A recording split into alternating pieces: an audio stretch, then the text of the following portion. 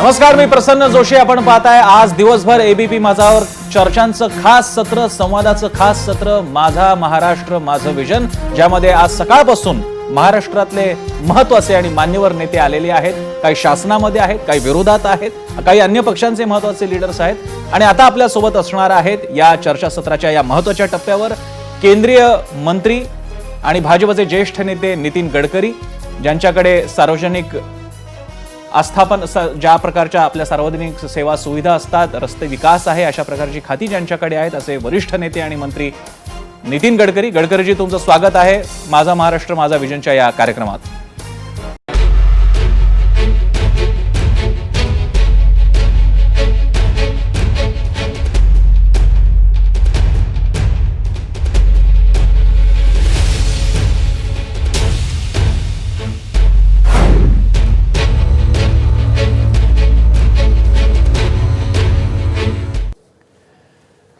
गडकरीजी, आपलं स्वागत आहे माझा महाराष्ट्र माझा विजन या कार्यक्रमात. आपल्याशी संवाद साधणार आहेत आमचे एबीपी माझाचे संपादक राजीव खांडेकर. राजू सर. गडकरीजी, आपला हा विषय जो आहे तो खरं तर लॉकडाऊनच्या नंतर महाराष्ट्रामध्ये मुख्यमंत्री उद्धव ठाकरे यांनी आता पुनश्च हरिओमची तयारी आपण करतोय असं म्हटलं होतं आणि त्याच अनुषंगानं खरं तर प्रश्न होता, आपण मागे एकदा लॉकडाऊनच्या निमित्तानं बोललो होतो.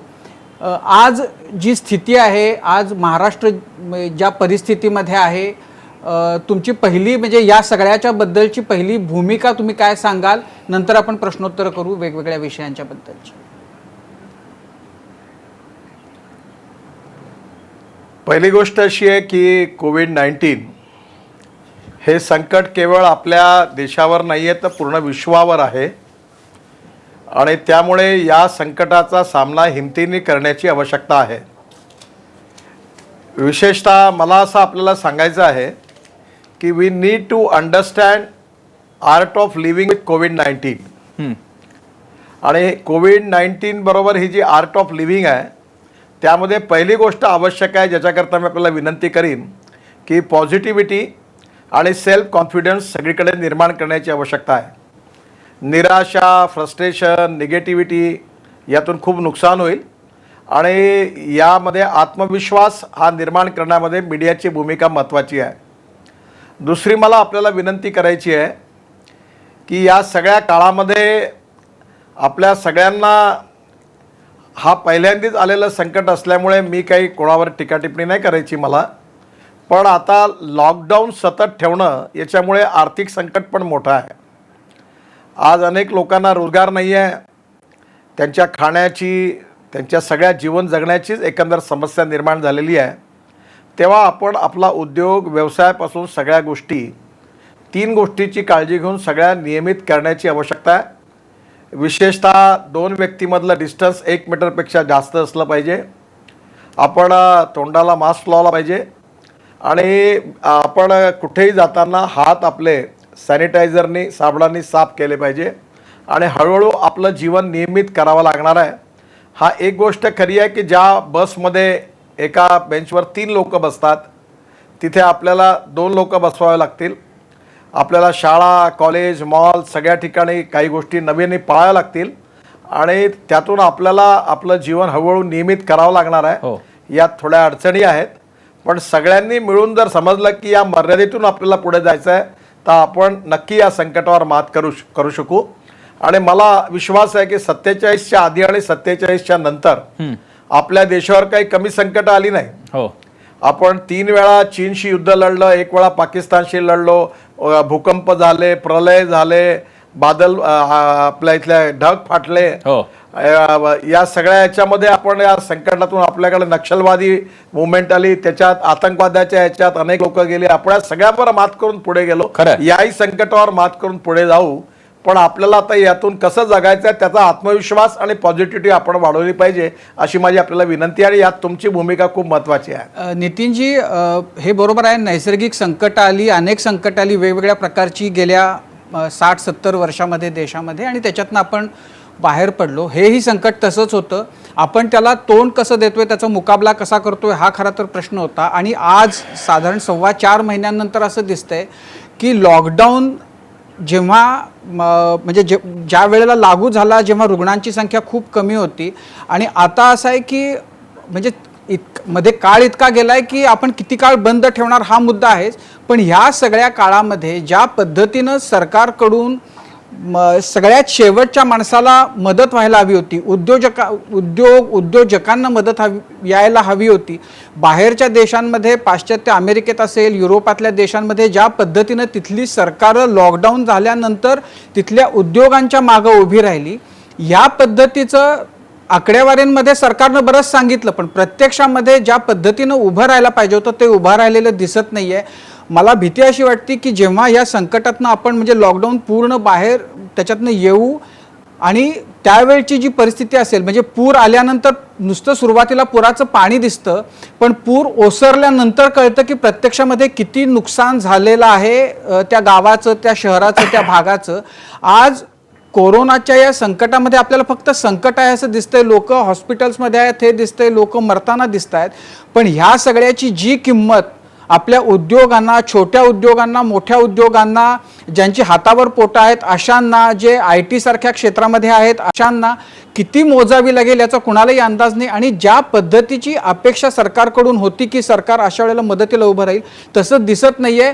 हे म्हणजे ह्याच्याबद्दल तुम्ही काय म्हणाल? तुम्ही समाधानी आहात जे सरकार करतंय त्याच्याबद्दल?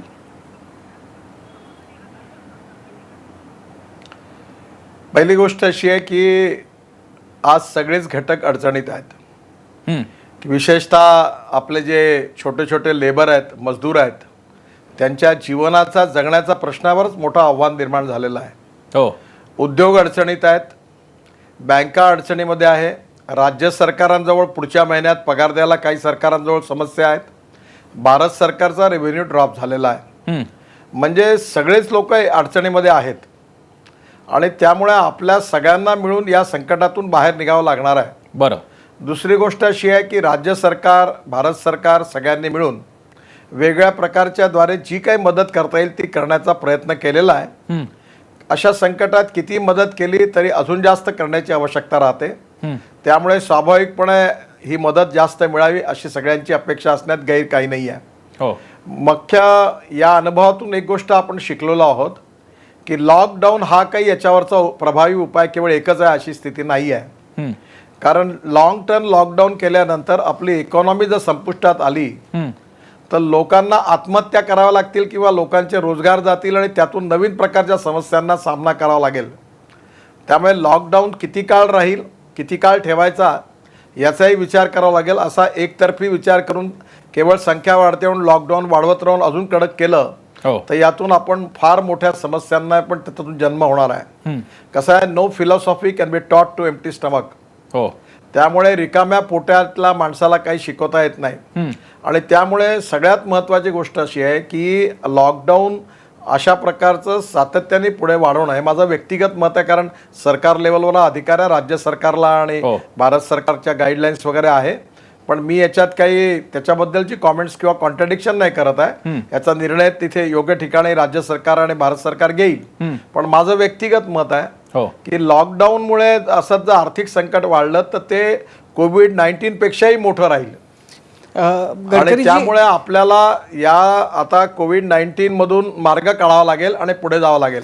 मुळामध्ये आपण लॉकडाऊन करण्याचा निर्णय होता, म्हणजे मी व्यक्तिगत पातळीवर आता तुम्हाला विचारतोय की लॉकडाऊनचा निर्णय जो आपण घेतला तर तो अनावश्यक होता असं आता या टप्प्यावर तुम्हाला वाटतंय? आपण जास्त वेगळ्या पद्धतीनं ही परिस्थिती हाताळायला हवी होती, 4.25 महिने करून आपल्या हातात काही आलं असं तुम्हाला वाटतं का?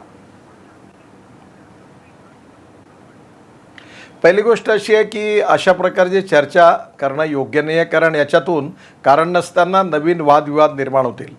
एक गोष्ट समजून घ्या की आपण सगळेजण मिळून, मग केंद्र असेल, राज्य असेल, सगळ्यांना मिळून आपण पहिल्यांदाच अशा प्रकारच्या संकटाचा सामना करतोय.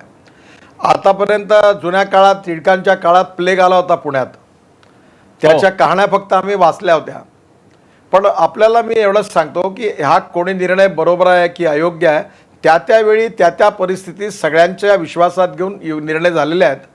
त्याच्या अयोग्य आणि योग्यतेची चर्चा करण्यामधून वाद तयार होतील, विवाद तयार होते, टाळले पाहिजे.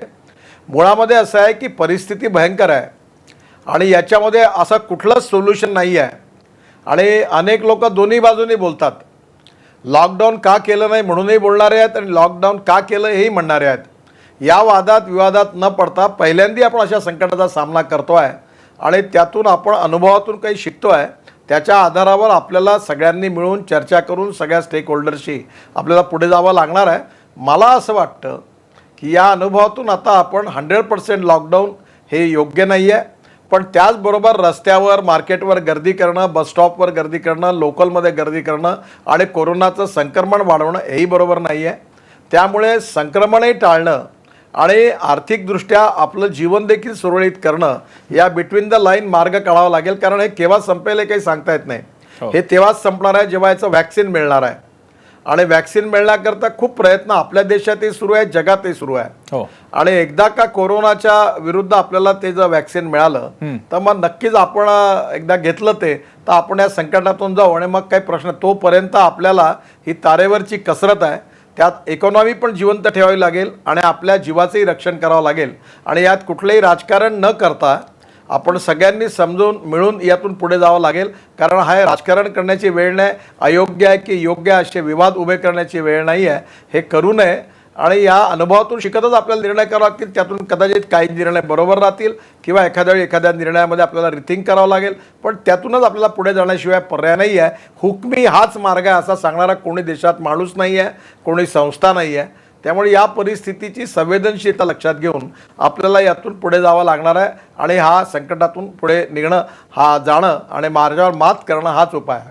नाही गडकरीजी, म्हणजे याच्यापेक्षा आणखीन पुढचं बोलणं तुमच्याकडनं अपेक्षित नाही आहे. कारण तुम्ही केंद्रामध्ये मंत्री आहात आणि जे काही निर्णय झालेत त्याचा तुम्ही भाग आहात.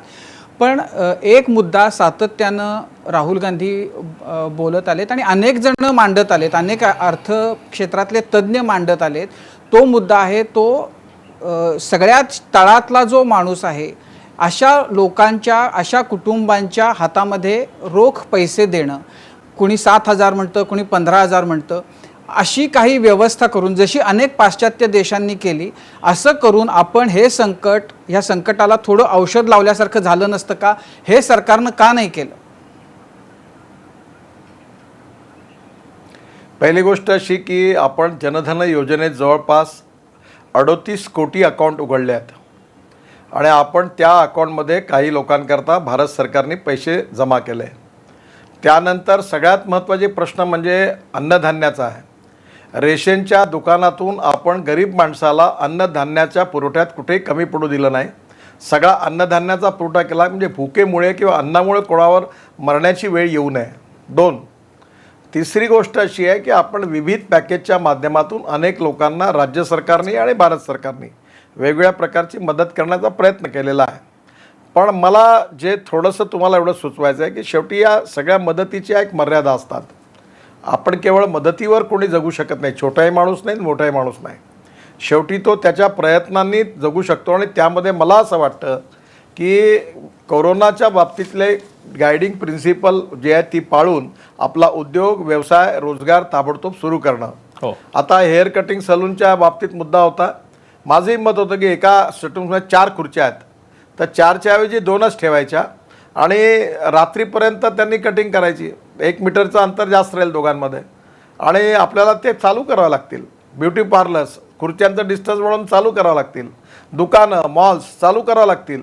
येताना किती लोकांना एंट्री द्यायची, किती लोक निघाले बाहेर, मग पुन्हा किती लोकांना पाठवायचे, त्यांना वेळा द्यायच्या.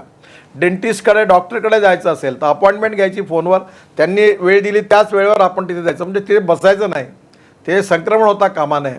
अशा निरनिळ्या प्रकारच्या नवीन नवीन गोष्टी सगळ्यांनी मार्ग काढलेला आहे आणि त्यातून आपलं दैनंदिन जीवनही जगायचं आहे. ज्यांचं आर्थिक जीवन त्याच्यावर अवलंबून आहे त्यांनाही यातून 2 पैसे मिळणार आहे. कदाचित नियमित काळामध्ये जर 100 रुपये मिळत असतील तर यावेळी 50 रुपये मिळतील आणि त्यामुळे त्यातून आपल्याला मार्ग काढून या सगळ्या गोष्टीला हळूहळू त्या प्रकारचं सिंक्रोनायझेशन करावं लागेल आणि पुढे जावं लागेल. मला वाटतं याच्याशिवाय दुसरा उपाय नाही आहे काही. गडकरीजी, खरं तर त्यातला प्रश्न एक असा आहे की कोरोनाचं संकट भयंकर आहे, यात काही वाद नाही. हजारो जण, लाखो जण त्याच्यामुळं बाधित आहेत. अनेक जणांना त्यात जीव गमवावा लागला, अनेक कुटुंबांवर हा आघात झाला. पण लॉकडाऊन करून, आणि तो 8 दिवस 15 दिवस नाही तर आता ऑलमोस्ट 4 महिन्याचा लॉकडाऊन करून आता तो 31 ऑगस्टपर्यंत गेलेला आहे. आपण देश म्हणून खूप मोठी किंमत याची चुकवतोय असं तुम्हाला वाटत नाही का, किंवा वाटतंय का? आणि सरकारी पातळीवर ह्या सगळ्याच्या बद्दलचं भय, लोकांमध्ये भीती आहेच, पण सरकार सुद्धा खूप जास्त घाबरलं, प्रमाणापेक्षा जास्त घाबरलं, अशी ही जी टीका होती त्याच्याबद्दल तुम्हाला काय वाटतं? पहिली गोष्ट अशी आहे की कोरोनाचं संकट हे सगळ्या देशावर आहे, सगळ्या विश्वावर आहे. आणि तुम्ही जगामधल्या प्रत्येक देशांनी काय केलं ते जर बघितलं तर युरोपियन देशात काय झालं, अमेरिकेत काय झालं, चीनमध्ये काय झालं, याचे सगळ्या प्रकारच्या ट्रॅक रेकॉर्ड आपल्यासमोर उपलब्ध आहेत. स्पेनमध्ये काय झालं, फ्रान्समध्ये काय झालं, युकेत काय झालं ते आपल्याला माहिती आहे. आणि त्यामुळे या प्रश्नावर सुस्पष्टतेने हे करणं म्हणजेच रामबाण उपाय असं काही नाही आहे आणि असा कोणी दावा करू शकत नाही. त्यामुळे मी तुम्हाला पुन्हा पुन्हा सुचवतो आहे की हे असं आहे की एक्सपेरिमेंट करणं, प्रयत्न करणं, त्यातून हळूहळू एकच आहे की संक्रमण वाढता कामा नये आणि आपलं जीवन पण सुरळीत करणं, या दोन भागातलं हे आहे. आता याच्यामध्ये मला असं वाटतं की जे लोक निर्णय घेणारे आहेत ते काही शेवटी आपल्या सगळ्यांच्या फीडबॅकवर, विचारविनिमयातून, प्रधानमंत्र्यांनी पण सगळ्या मुख्यमंत्र्यांशी विचारविनिमय करून, चीफ सेक्रेटरीने सगळ्या सेक्रेटरींशी विचारविनिमय करून, आम्ही लोकांशी चर्चा केल्यावर आमचा फीडबॅक दिल्यानंतर असं करून निर्णय झालेले आहेत. मला वाटते या निर्णयाच्या राजकीय विवादात आज जाणं देशाच्या हिताचं नाही आहे. आपण आता आपल्याला स्वतःचं रक्षण करणं कोविड-19 पासून आणि आपलं आर्थिकदृष्ट्या काम पण रेग्युलाइज करणं आणि त्यातून कदाचित आपण 100 रुपयाचं काम नाही करू. आता मी तुम्हाला एक गोष्ट सांगतो, आम्ही पूर्णपणे रोड कन्स्ट्रक्शनचं काम 90% जवळपास सुरळीत झालेलं आहे. मजुरांना काम मिळालेलं आहे, रोडची कामं सुरू आहेत, व्यवस्थित झालं आहे. मोठे मोठे उद्योग महाराष्ट्रात देखील आज 70-80% उपस्थितीवर चालू आहे. आणि याच्यातून थोडा बहुत एखाद्या ठिकाणी कुठेतरी हे मिळतील पेशंट, लगेच मिळाले की घाबरून जाऊन सगळं बंद करून टाका असंही नाही आहे. पण त्याचबरोबर अशी गर्दी करू नका की सगळे गोळा झाले एकत्र आणि संक्रमण झालं. तर मला काय वाटतं की बिटवीन द लाईन कसं जगायचं ते आपण सगळ्यांना यावेळी समजावून दिलं पाहिजे. आणि तुम्ही काही म्हणा, अजून काही दिवस मी काही यातला एक्सपर्ट नाही आहे किंवा कोणीच एक्सपर्ट सांगू शकत नाही. आपल्याला या परिस्थितीमध्ये जगण्याची नवीन जीवन पद्धती विकसित करावं लागेल आणि त्याच्याचमुळे आज तुम्ही तुमचा कार्यक्रम हॉलमध्ये करून त्या ठिकाणी सगळ्यांना बोलवण्याच्या ऐवजी तुम्ही मार्ग काढला की आज प्रत्येकाच्या घरूनच आपण सगळेजण बोलू शकतो. शेवटी ही उपाययोजना आहे आणि तुम्ही संक्रमण टाळलं आणि कार्यक्रमही केला. असंच हळूहळू ज्या ज्या गोष्टीत करत करत मार्ग काढत पुढे जाणं असंच मला वाटतं त्यातलं आहे. आणि याच्यात तुम्हाला माझी विनंती आहे की याच्यात कोण बरोबर आहे, कोण नेत्यांनी काय म्हटलं, कोणाचं चुकलं, कोण पार्टी बरोबर आहे, कोणाच्या सरकारचं, या सगळ्या याच्यामध्ये तुम्ही इतर वेळी हे सगळं करा. आणि तुम्ही राजीवजी रागवू नका, पण मीडियातले अनेक लोक, तुम्ही नाही बरं, तुम्ही डबल ढोलक्या वाजवता. केलं तर का केलं विचारता आणि नाही केलं तर का नाही केलं विचारता. मग तुम्ही जे केलं म्हणून त्याच्या बाजूचे 10 लोक बोलवता, ज्यांनी केलं त्यांचे दोघांमध्ये लावून देता आणि त्यांचे जेव्हा वादविवाद होतात तेव्हा तुम्ही तिकडे लोक त्याचा आनंद घेतात. फुकटातला सिनेमा हा प्रकार जो आहे हा या परिस्थितीत करू नका. आणि ही काही कठीण वेळ आहे. पुढच्या बाकीच्या याच्यात हे प्रयोग तुम्ही करायला मोकळे आहात. नितीनजी नक्की नाही, हा मुद्दा आहे, याच्याबद्दल नाही, याच्यात काही वाद नाही. म्हणजे हा तुमचं शेवटी असं आहे की पत्रकारांचं दोन्ही बाजूंना समोर आणणं हीच तर हल्लीची पत्रकारिता आहे, जर तुम्हाला सत्याच्या तळापर्यंत जायचं असेल तर. पण मला प्रश्न असा होता की अनेकांना, म्हणजे आज जेव्हा तुम्ही बोलताय महाराष्ट्रामध्ये अनेकांना, मग ते छोटे उद्योजक असतील, मोठे उद्योगवाले असतील, स्वतःचा काहीतरी रोजगार करणारे असतील किंवा काही न करणारे रस्त्यावर फुटपाथवर विकणारे, काही चणे फुटाणे विकणारे असतील, ह्या लोकांच्या मदतीसाठी सरकारकडून आणखीन काही होण्याची त्यांनी अपेक्षा ठेवायची आहे का? सरकारला जेवढं शक्य होतं तेवढं सरकारनं दिलं असं तुम्ही सांगताय आणि आता त्यांनी ह्या सरकारच्या तोंडाकडे न बघता जी काही परिस्थिती आहे त्यातून मार्ग काढायचा प्रयत्न करायचा आहे? मला असं वाटतं की सातत्याने ही कंटिन्युअस प्रोसेस आहे, कुठल्याही गोष्टीला एंड नाही आहे. जसं जसं प्रश्न समस्या समोर येतील तसं सरकार जनतेच्या मागे राहील आणि त्या प्रकारची मदत करत राहणार आहे. आणि हे जोपर्यंत हे संकट आहे तोपर्यंत हे चालत राहणार आहे. आता संपलं आमचं, आता आम्ही काही करणार नाही असं कधी सरकारने म्हटलेलं नाही आहे आणि आम्ही सातत्याने करतो आहे. आणि दरवेळेला नवीन याच्यात काय जास्तीत जास्त करता येईल हाच पॉझिटिव्ह प्रयत्न आहे, सकारात्मकता आहे आणि आत्मविश्वासाने सगळ्यांच्या मागे उभं राहण्याचा आम्ही ठरवलेलं आहे. त्यामुळे मला वाटतं याच्यातून नक्कीच आपल्याला मार्ग निघेल असं मला वाटतं. आपण विजयी होऊ. गडकरीजी, तुम्ही आमच्यासोबत असेच राहा. माझा महाराष्ट्र माझा विजन मध्ये आपला संवाद सुरू आहे. केंद्रीय मंत्री आणि भाजपचे ज्येष्ठ नेते नितीन गडकरी यांच्यासोबत छोट्याशा ब्रेक नंतर पुन्हा एकदा पाहत रहा एबीपी माझा.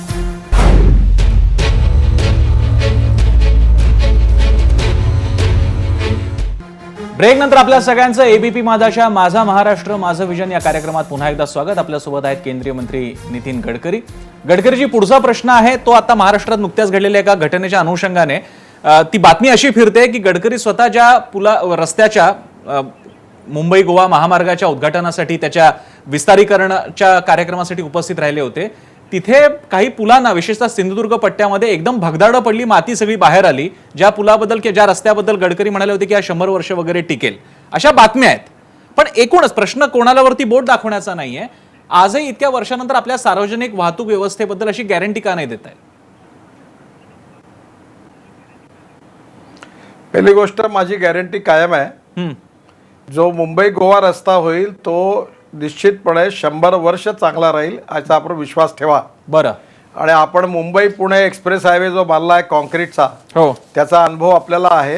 प्रॉब्लेम असा आहे की हा अजून काम पूर्ण झालेलं नाही, अर्धवट होतं. बरं. आणि आज पाऊस पडल्यामुळे तिथे पाणी गेलं आणि विशेषतः खालून जे सेंटरिंग लावलं होतं लोखंडाचं, हो, त्याला कोणीतरी काढून घेतलाय, ते टक्कर मारली आहे आणि त्यातून ते खाली पडलेलं आहे. बरं.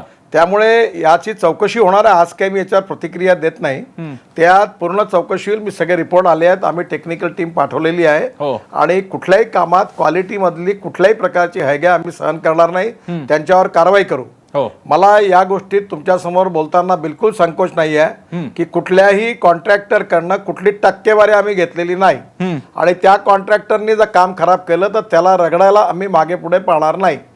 प्रश्न असा आहे की या बाबतीत टेक्निकली एकदम लगेच ओपिनियन सगळे करणं बरोबर होणार नाही. कारण ते प्रोसेस जी आहे ती सध्या काम चालू आहे. हो. आणि पावसामुळे अनेक ठिकाणी पाणी मुरलं. मागच्या वेळच्या प्रकरणाचे रिपोर्ट्स मागवल्या, याही सगळ्याचे प्रकरण आटल्यात. त्याचे एकदा टेक्निकल रिपोर्ट येऊ द्या. आणि आता मी तर यावेळी IITच्या याच्यातून आज सांगितलं की IITचे एक्सपर्ट आहेत, त्यांच्याकडनं सगळं चेकिंग करून घ्या आणि त्याच्यानंतर त्यांचा रिपोर्ट आल्यानंतर जर काही गडबड असेल तर कारवाई करू. आणि त्याचबरोबर ही एक अर्धवट काम आहे ते.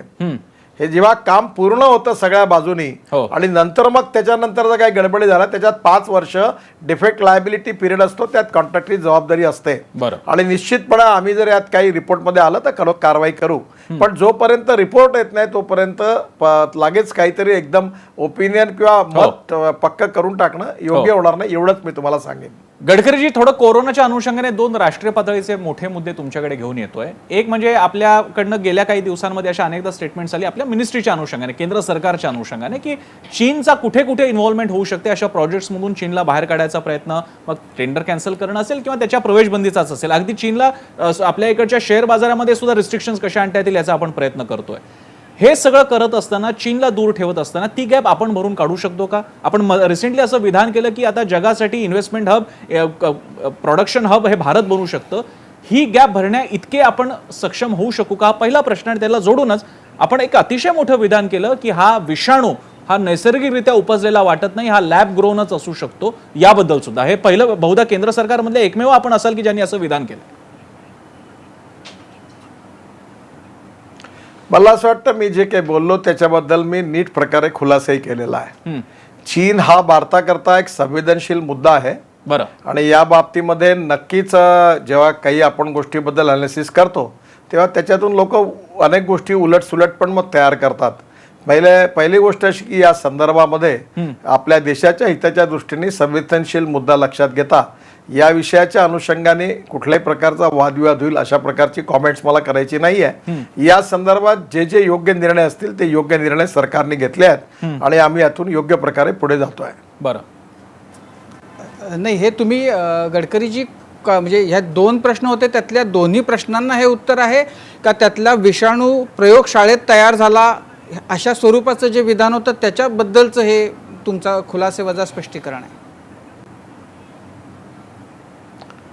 असं आहे, तुम्ही प्रश्न विचारल्यानंतर मी त्याचं उत्तर दिल्यानंतर मग त्याच्यावरच्या ज्या न्यूज छापून येतात, त्यामुळे तुम्ही विचारलेल्या प्रश्नाचं मला उत्तर द्यायचं नाहीये आणि मला त्या विवादात पडायचं नाहीये. मी जे बोललो ते रेकॉर्डवर आहे, ते तुम्ही पुन्हा एकदा पाहून घ्या, म्हणजे तुम्हाला माझी भावना काय ती समजेल. नाही, याच्यापेक्षा जास्त मला याच्यावर प्रतिक्रिया व्यक्त नाही करायची. पहिला प्रश्न हा होता की चीनला इथनं भारतातनं हुसकावून लावा प्रत्येक क्षेत्रातनं अशी भूमिका घेतल्यानंतर जी पोकळी निर्माण होती आहे ती भरून काढण्याची आपली आत्ता ह्या घडीला क्षमता आहे का?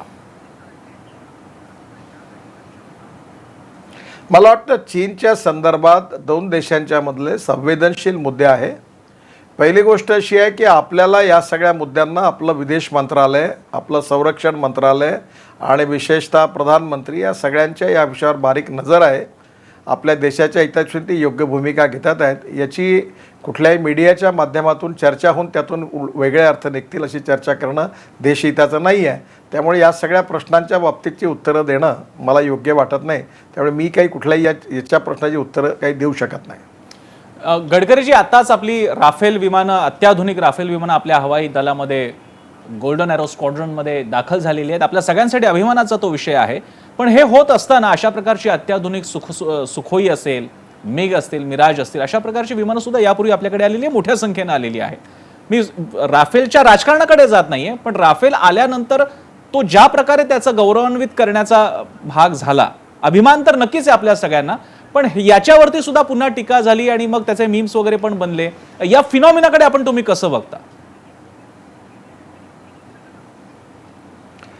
मला असं वाटतं तुम्हीच दिवसभर दाखवता, तुम्हीच चर्चा करता, तुम्हीच फोटो दाखवता आणि तुम्हीच पण हे आरोपही करता.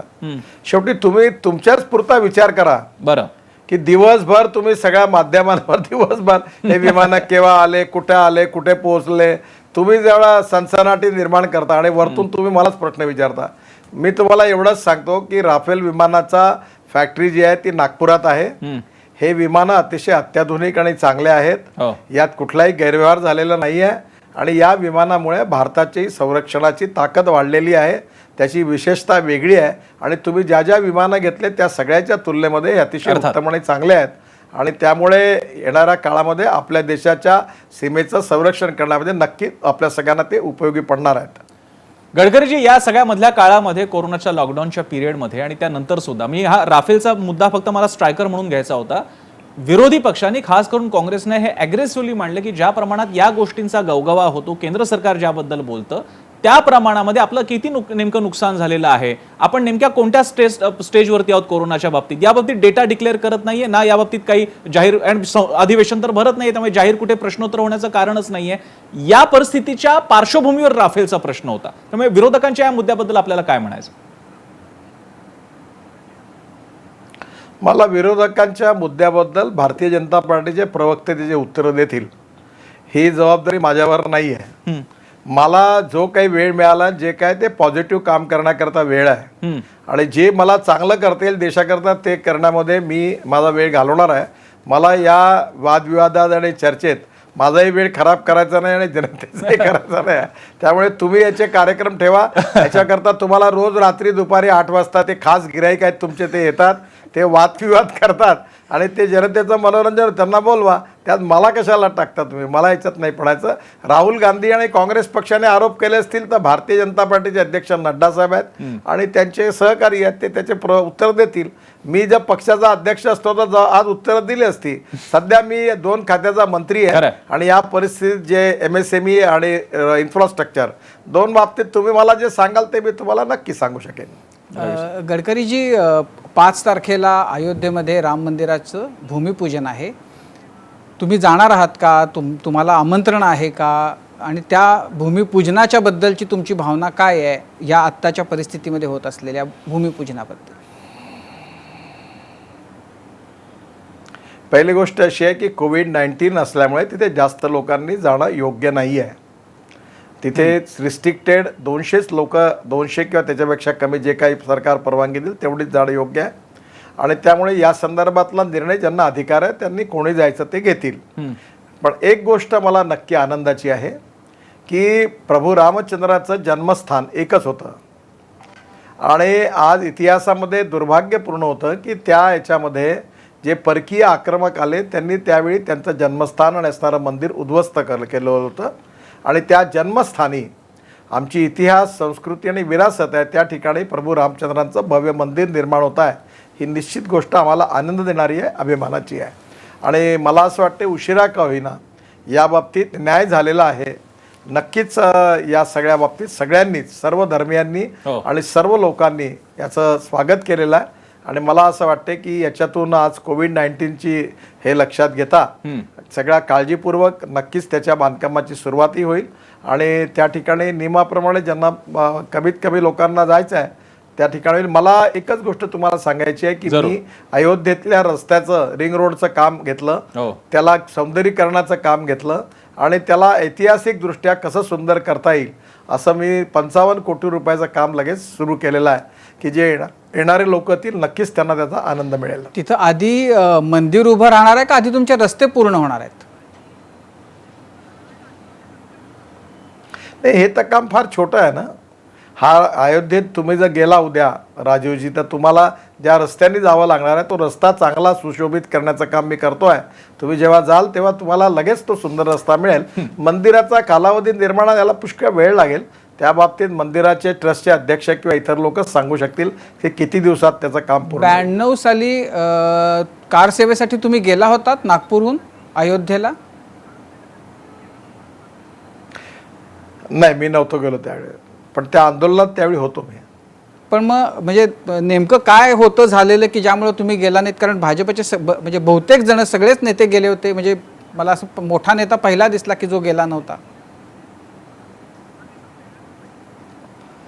असं आहे की त्यावेळी ज्यावेळी तिकडे आंदोलन होतं देशात पण आंदोलन सुरू होतं आणि त्यावेळी मला आमच्या सगळ्या संघटनेतूनच सांगितलं की तू इथे थांबायचं आहे आणि इथलं सगळं आंदोलन त्यावेळी सांभाळण्याची जबाबदारी माझ्याकडे होती.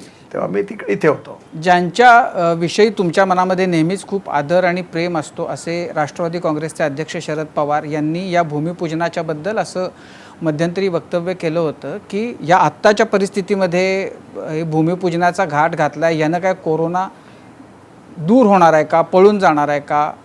तुमचं या त्यांच्या वक्तव्याबद्दल काय मत आहे? नाही, म्हणजे कोरोना पळवण्याकरता राम मंदिराचं भूमिपूजन करणं असं कोणी मांडलेलंच नाही आहे. मुळात दोन्ही मुद्दे वेगळे आहेत. कोरोनाच्या संकटावरही आपल्याला मात करायची आहे, त्याची प्राथमिकता आहे आणि त्यात सगळा देश, सगळे राज्य, सगळ्या पार्टी सगळे मिळून याच्या संकटाचा मुकाबला करत आहेत. आणि राम मंदिराचा प्रश्न अनेक वर्षाचा होता. सुप्रीम कोर्टाने निर्णय दिल्यानंतर त्याच्या बांधकामाचा मार्ग मोकळा झालेला आहे. मला वाटतं दोन्ही विषयाला मिक्स करण्याची काही आवश्यकता नाही आहे. गडकरीजी, आपण दिल्लीमध्ये सावरकर साहित्य संमेलनामध्ये सेक्युलरिझम बद्दल बोलत असताना बाळासाहेब देवरसांची आठवण जागवली होती. हा रेफरन्स मला यासाठी आठवला की आता या सेक्युलर देशामध्ये पंतप्रधानांनी एका धार्मिक संस्थेच्या धार्मिक कार्यक्रमाच्या महत्वाच्या अशा कार्यक्रमाला जावं का याबद्दल आता अगदी असदुद्दीन ओवैसींसारखे खासदार वगैरे बोलतात आणि अनेक क्लोज क्वार्टर्स मधून याबद्दल बोललं जात आहे. तुमचं याबद्दल आकलन काय, म्हणणं काय? पहिली गोष्ट, तुम्ही हे वार्तापत्र संपल्यानंतर घरी गेल्यानंतर एक इंग्लिश डिक्शनरी काढा. त्यात सेक्युलर शब्दाचा अर्थ धर्मनिरपेक्ष नाही आहे. सेक्युलर शब्दाचा अर्थ आहे सर्व धर्म समभाव. आणि सर्व धर्म समभाव हा वागणुकीतून, व्यवहारातून सगळ्यांनी करायचा असतो. आणि म्हणून आपल्या इतिहासात विवेकानंदांनी शिकागोला केलेल्या भाषणात हे सांगितलं होतं की माझा धर्म श्रेष्ठ आहे किंवा माझा परमेश्वर श्रेष्ठ आहे सांगण्याकरता मी आलो नाही, तर सगळ्यांचा धर्म आणि सगळ्यांचा परमेश्वर श्रेष्ठ आहे. अंततोगत्वा कोणत्याही परमेश्वराला नमस्कार केला तरी शेवटी तो एकाच परमेश्वराला पोहोचतो, याच्यावर आमचा विश्वास आहे. आणि त्यामुळे मला असं वाटतं की या संदर्भामध्ये सेक्युलर शब्दाचा अर्थ हा जो आहे हा सर्व धर्म समभाव आहे, धर्मनिरपेक्ष नाही. बरं. आणि याचा खऱ्या अर्थाने याच्या बाबतीत तुम्ही लक्षात घ्या की आपला देश, आपलं सरकार सेक्युलर असलं पाहिजे, आपला विशेषतः, पण त्याचबरोबर धर्मनिरपेक्ष सरकार असलं पाहिजे, पण त्याच्याच बरोबर प्रत्येक माणसाला आपल्या व्यक्तिगत धर्माचं आचरण करण्याचा अधिकार आहे. आणि सुप्रीम कोर्टाने धर्म या शब्दाचा संबंध कर्तव्याशी जोडलेला आहे. तसं तुमच्यापैकी अनेक लोक बोलतात मी पत्रकारितेच्या धर्माचं पालन करतो, मी शिक्षक धर्माचं पालन करतो. तर हे कर्तव्याशी आहे. आणि त्यामुळे जसं ओवेसी बोलतात ते रोज सकाळी एका मस्जिदमध्ये जाऊन नमाज पडायला जातात, हा त्यांचा अधिकार आहे. त्यामुळे त्यांनी रोज सकाळी आपल्या मस्जिदमध्ये नमाज पडतात किंवा त्यांना काय म्हणण्याचा काय अधिकार आहे की कोणी कुठे काय गजावन द्यावं नाही. त्यामुळे ज्याला मस्जिदमध्ये जायचं आहे त्यांनी मस्जिदमध्ये जावं, ज्याला चर्चमध्ये जायचं आहे त्यांनी चर्चमध्ये जावं, आणि ज्याला मंदिरात जायचं आहे त्यांनी त्यांचा मुद्दा संविधानिक पदाचा होता, गुरुद्वारात जावं, आणि ज्यांना बौद्ध विहारात जायचं जावं. गडकरी साहेब, त्यांचा संविधानिक पदाचा आणि संविधानाच्या शपथेचा होता त्यांचा मुद्दा. नाही का असं आहे संविधानात कुठे लिहिलं आहे असं? तुम्ही मी तुम्हाला मगाशी सांगितले सेक्युलर शब्द म्हणजे सर्व धर्म समभाव, आणि पंथ निरपेक्षता वेगळी आणि धर्मनिरपेक्षताही वेगळी आहे. त्यामुळे सर्व धर्म समभाव, सगळ्या धर्माचा आदर आणि सन्मान करणं हे संविधानात लिहिलं आहे. आणि आम्ही सगळेजण सर्व धर्माचा आदर आणि सन्मान करतोय, आणि प्रत्येकाला आपल्या धर्माचं आचरण करण्याचा अधिकार आहे. त्यामुळे तुम्ही कोणी मस्जिदीत जाऊन नमाज पडत असेल, कोणी बौद्ध विहारात जातील, कोणी भगवान गौतम बुद्ध, कोणी भगवान महावीर, कोणी प्रभू रामचंद्र, कोणी येशू ख्रिस्त, प्रत्येकाला अधिकार आहे. आणि याच्यात कोणाच्या अधिकारावर कुठे बंधन आलेलं आहे? आणि हे जे ओवेसी आहेत ते रोज जातात, तेही पण सांसद आहेत, आणि म्हणून लोकसभेचे सदस्य आहे म्हणून त्यांना काय मस्जिदीत जायचा अधिकार नाही असं काही आहे का? प्रत्येकाला आपल्या संविधानाने सगळ्यांना फ्रीडम ऑफ स्पीच दिलेला आहे, फंडामेंटल राईट दिलेला आहे आणि अधिकार दिलेला आहे. त्यामुळे तुम्ही हे गोंधळ घालणारे वक्तव्य, मला वाटतं याच्या खोलात जा. आणि आज प्रत्येकाला अधिकार आहे. तुमच्या मीडिया, तुमच्या माध्यमामध्ये कदाचित कोणी ख्रिश्चन असेल तर ते चर्चमध्ये जातील. बरोबर. त्या माहीमच्या चर्चमध्ये रविवारी गर्दी असते, सगळे लोक तिथे येतात. तर तुम्ही एखाद्या वेळी कोणी जर मंत्री ख्रिश्चन तो तिथे गेला तर काय त्याच्यात काही त्यांनी काय संविधानाचा भंग केला असं होतं का? बरं. त्यामुळे हे जे काही अशा प्रकारची जी चर्चा आहे ही निरुपयोगी आहे, अयोग्य आहे, आणि ज्यांना पूर्ण माहिती नाही आहे त्यातून चर्चा करून वादविवाद वाढवण्यात काही मतलब नाही आहे. राजकारण करतात काही लोक, आपल्या करू द्या. ज्याला जायचं असेल त्यांनी जा, ज्याला नसेल जायचं त्यांनी नका जाऊ, ज्याला जिथे जायचं आहे तिथे जा. हा प्रत्येकाचा व्यक्तिगत प्रश्न आहे आणि फंडामेंटल राईट मध्ये प्रत्येकाला मिळाला. असं कुठं संविधानात लिहिलंय की या व्यक्ती ज्या पदावर त्याला देवाचं दर्शन घ्यायला जाता येणार नाही, असं कुठे लिहिलंय का संविधानात? त्यामुळे हे स्पष्ट आहे. याच्यात मला वाटतं अशा विषयांवर फार महत्त्व देऊ नये आणि फार चर्चा करू नये. कोणी काही बोलायचा अधिकार आहे, कोणी बोलत असतात. तुम्ही एवढे परिपक्व लोक आहात, तुम्ही कशाला याला महत्त्व देता एवढ्या चर्चेला? गडकरीजी, जेव्हा राम मंदिर आंदोलनात भराला होतं त्यावेळी एक घोषणा होती आणि फार महत्वाची होती आणि फार कन्स्ट्रक्टिव्ह घोषणा होती, मंदिर निर्माण से शुरू होगा राष्ट्र का निर्माण. किंवा मला आठवते प्रमोद महाजन असं म्हणायचे, अयोध्येत राम, हाताला काम आणि आमच्या मालाला, शेतमालाला दाम. आता हे सुरू होईल. आता ते रामराज्य जे काही भाजपच्या मनात असेल त्याची सुरुवात या मंदिर निर्माण या 5 ऑगस्ट पासून सुरू होईल. बघा, पहिली गोष्ट अशी आहे की आम्ही सगळेजण रामराज्याचा उल्लेख करतो आणि शिवशाहीचा उल्लेख करतो.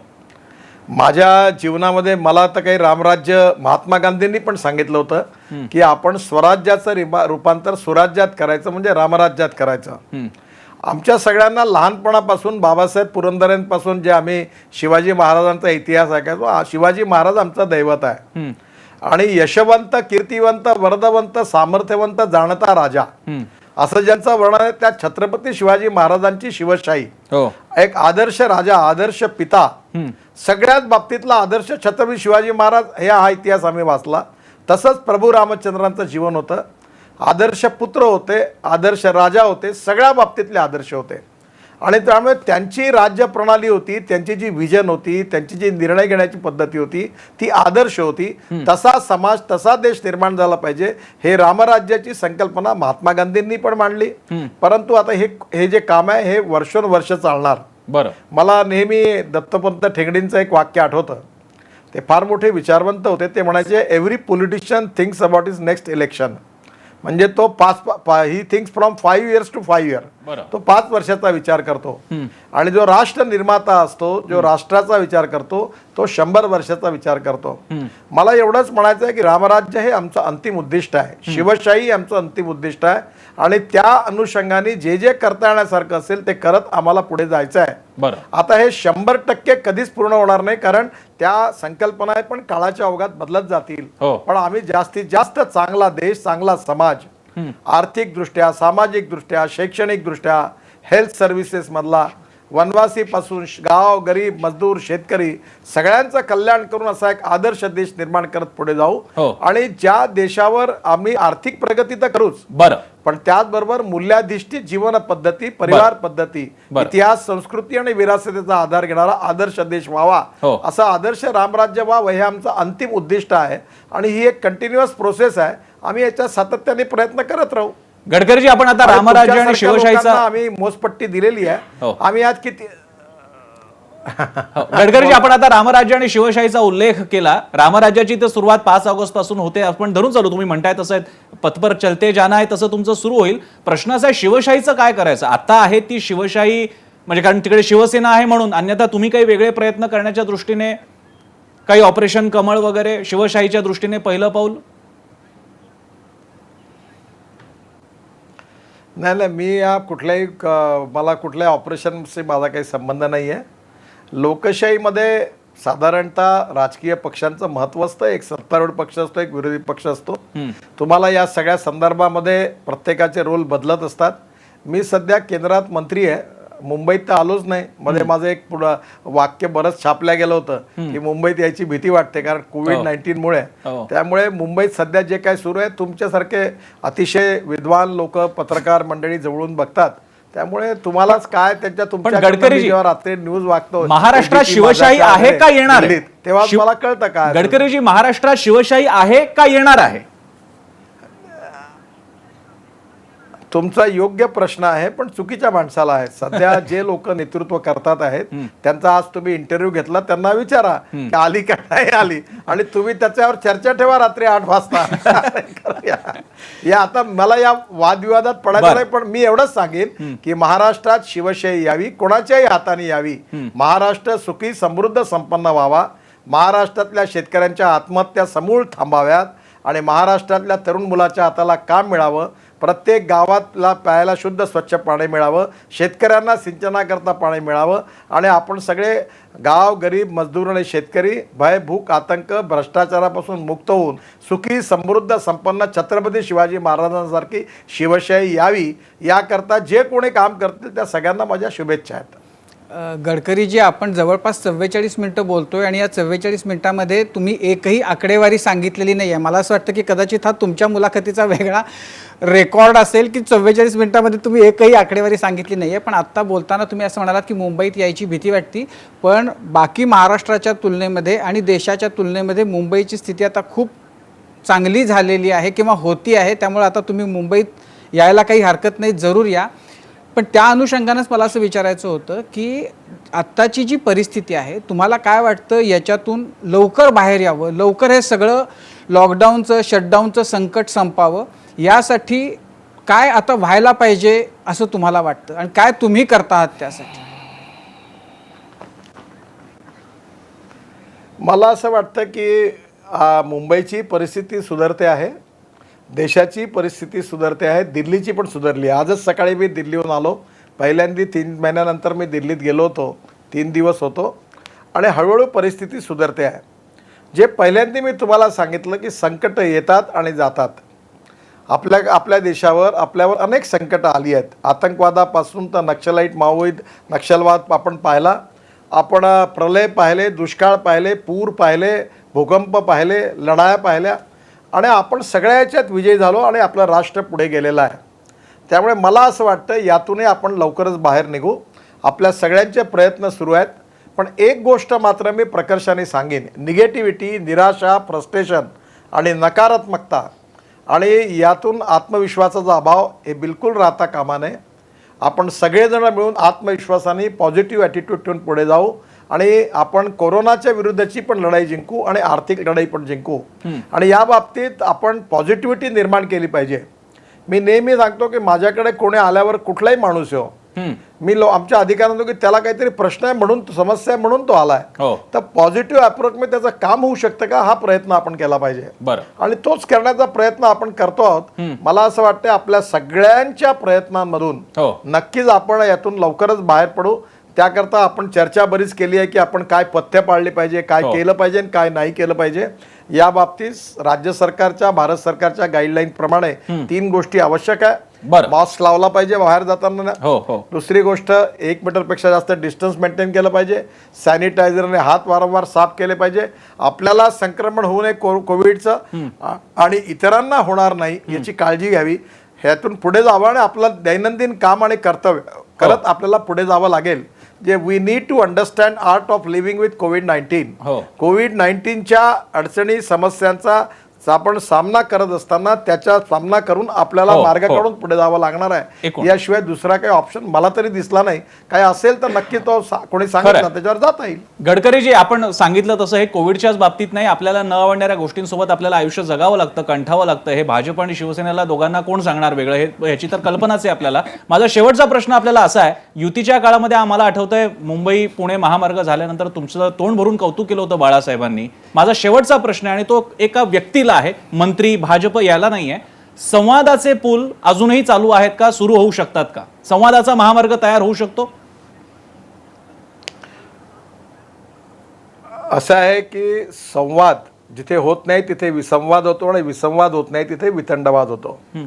पहिली गोष्ट अशी आहे की माझ्या जीवनामध्ये ज्या ज्या लोकांनी प्रभाव पडला त्यात अटल बिहारी वाजपेयी आहेत, त्यात जॉर्ज फर्नांडिस आहेत, त्यात बाळासाहेब ठाकरे आहेत, शरद जोशी आहेत, AB बर्धन आहेत आणि बाळासाहेब देवरस आहेत. मला ज्यांच्याशी सहवास मिळाला त्यातून मला शिकायला मिळालं. राजकारणाच्या याच्यात कोण कोणाबरोबर जातं याच्या आधारावर मी आपले निष्ठा आणि विचार कधी बदलवत नाही आणि बदलणार नाही. त्यामुळे शिवसेनेने कोणाशी युती केली किंवा नाही केली किंवा आमचे राजकीय संबंध आहे किंवा नाही आहे याच्याशी काही संबंध नाही आहे.